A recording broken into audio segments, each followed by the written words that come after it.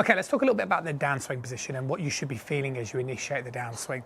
One of the things that we now know a lot about in golf is the sort of biomechanics. And one of the terms that often gets used is what's known as a left side bend. Now, a left side bend is basically this. And what we know with the pros is that when they swing up to the top, they have this left side bend.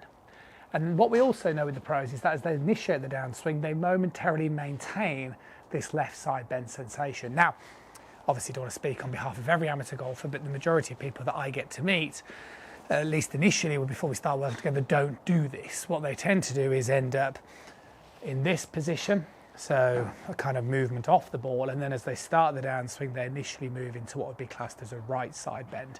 And this is why when we watch the pros, they have that ability to sort of strike nicely down on the back of the golf ball, offering that compression. And what we often tend to hear with amateurs is much more of a sort of shallowing approach like so. So the question is, how are we going to introduce this correct movement into the start of the downswing? Well, the first thing that I'm going to do here using my plane tool is if I position this, so it's going to be right next to my hip, okay? So if I position this vertically, this is going to be right next to my hip. And can you see the way I've positioned it at like a 45-degree angle, like so? See, the problem with most amateurs is that what happens is that you rotate like this, okay? Now, what we need to do is we actually need to move more like this. Okay, so what needs to happen is the head needs to stay still and the lower body, or particularly the pelvis, has to be allowed to move more towards the right side. Now, don't get me wrong, I'm not saying just sway. So I'm going to draw a line here vertically through my right ankle. And what you should be able to notice, if I put my hands across my shoulders so it doesn't get, my arms don't get in the way, it's a rotation.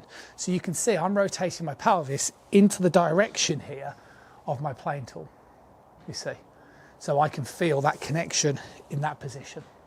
What happens with most amateurs is that you move this way. So this becomes too spinny, and this is why your head ends up moving like so, and you get stuck very much on the back foot. Now, with a lot of golfers I meet, it takes sometimes a bit of convincing to get the feeling of allowing the lower body to move slightly to the right as the head stays still. But what I'm saying is this is how you're going to trigger that left side bend. Now, it's a turn, so I'm still turning, so you can see I'm not advocating that we just do a big linear, okay? And that's why I think positioning the tool at a 45-degree angle, sometimes students might use a chair, like so you can get the feeling of the direction the pelvis is going to move. Because I promise you, if or when you can get that backswing position correct, so similar to what I'm going to demonstrate now, boom, as I start my downswing, it's going to be really easy to maintain that feeling. See, as I pull that left side back and I can get my upper body nicely over the ball. If you go this way and you pull the left side back, see how stuck you get. So I would strongly suggest practicing, keeping your head still.